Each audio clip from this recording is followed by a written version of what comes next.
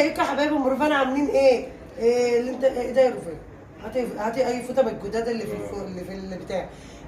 معلش انا اسفه. ازيكم يا جماعه عاملين ايه؟ ازيكم يا حبايبي ام رفان، كل سنه وانتم طيبين وبالف خير وسعاده. اخيرا النهارده بس اهم حاجه لايكاكم واشتراكاكم عشان القناه تكبر بيكم يا جماعه. كل بالبلد مع ام رفان، كل جديد في جديد مع ام رفان. لا ما ينفعش يا رفان، هات واحده من الدولاب. لا مش هتاكلي. لا يلا تعالي، ايه المشكله عشان تاكلي؟ ايه يا ام رفان خير؟ طبعا انا لسه جايه من بره وده اكلكم النهارده يا ام رفان. طبعا بتكلم وبرد على نفسي لان انا عارفه اسئلتكم. ده مش اكلنا النهارده بالظبط، ده اكلي انا ورفان عشان رفان مايله وانا كمان زهقت من الاكل بتاع رمضان والعيد وكده. ف شاطره. ده جمبري. جمبري هو مش الغلابه قوي بس تاكله ب 80 جنيه. طيب هو ايه يعني ايه العلاقه يعني ده ايه وده ايه؟ بصوا يا جماعه دي جبنه قديمه ودي جمبري شوحت على البوتاجاز، انا كنت عاملاها معاكم قبل كده. وبعد كده خدت وش في الفرن. ده مش جمبري الغلابه قوي، ما عادي والله انا بحب جمبري، انا بحب الرز.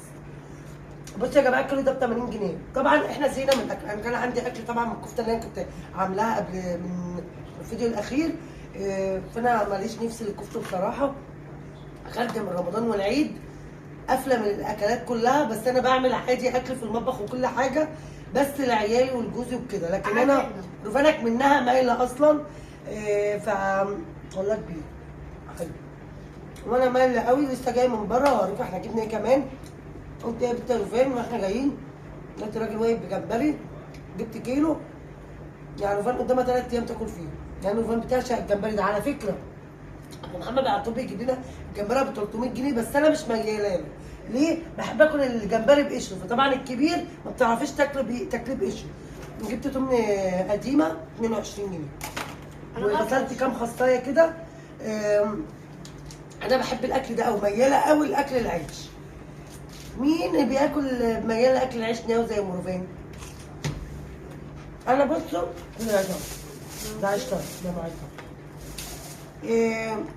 انا بخرج من العيد يا جماعه افنى من الاكلات دي كلها، فبميل لاكل العيش. ممكن بص ابقى عامله محشي وملوخيه وفراخ واكل ملوخيه بس عشان انا قافله من الاكل ده. يعني انا بعمل اكل، يعني كان الكفته والله انا عاملاها اول امبارح جايبه كيلو مفروم فايضه كلها ماشي. ليه؟ كلهم اكلوا بره بيقولوا احنا زينا بقى يا ماما ايه.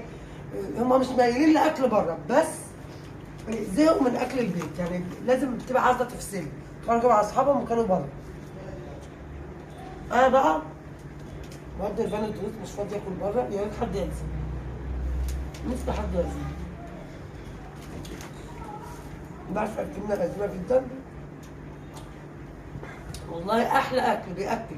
وده اكل رفان اصلا، يعني الطبيعي رفان. يعني كده بحب الراس راس الجمبري. انا بحبه. ده جمبري. يعني انا باكل الاكل ده ومش مرحومه من المطبخ. يعني انا بكره هو الفيديو ده احنا الاربعاء، بكره الخميس هعمل محشي مشكل ولحمه محمره كده وشويه بزار على الفرن بس.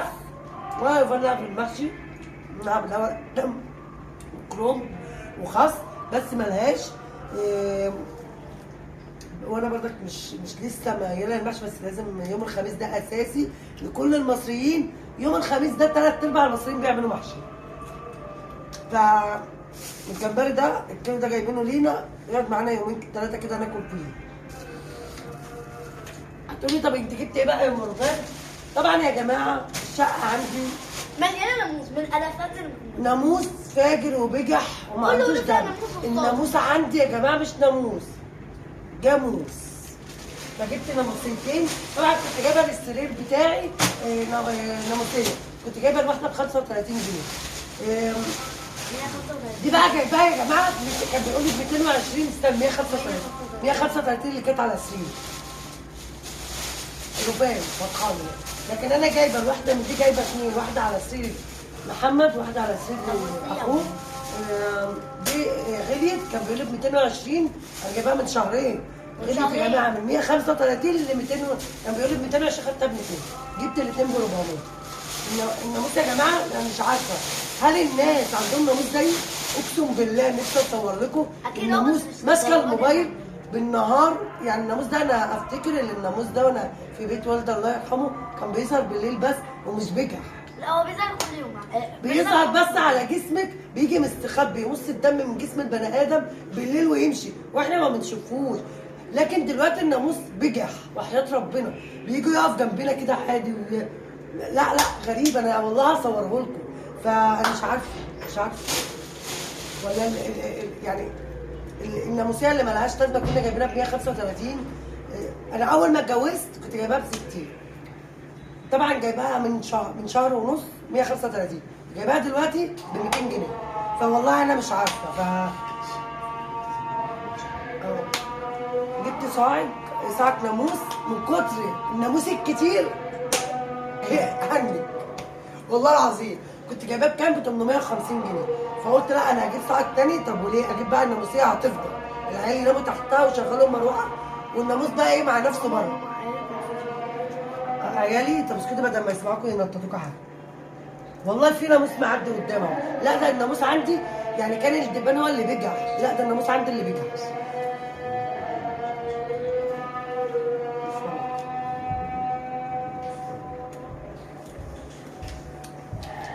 المشكله بقى ان انا قدام الكورنيش. فمش عارفه لو ده عيب ايه. عيب ان الواحد قدام النيل فالناموس بيجي كتير فمش عارفه. ده بقى نهايه الفيديو يا جماعه عشان ايه انا قصدي بقى ايه انا بقى ايه واشمر واكل براحتي. ده نهايه الفيديو يا جماعه. لقمه هنيه تكفي 100. فانا الحمد لله انا الاكل ده بص ب 100 فرخه و100 حته لحمه.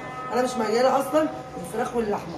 انا مياله للاكل ده. عندي والله كفته باقي في الثلاجه. لا انا وماما مش مدينين. رفان بقى مش مياله. ممكن تجيب لها حته جبنه وطعميه احسن. شويه بطاطس شيبسي احسن من الفراخ. ما بتاكلش فراخ اصلا ولا لها ميلان للحمه. يا بنت تفتكر بحب الراس. فده نهايه الفيديو يا جماعه. لايكاتكم بقى واشتراكاتكم خليكم متابعين كده زي مربان عادي. بطنك شكرت خلاص. فلو عجبكم الفيديو تعملوا لايك واشتركوا في القناه عشان القناه تكبر بكم يا جماعه. كل بالبلد مع مربان، كل جديد في جديد مع مربان. بحبكم لان انا هنكت خالص.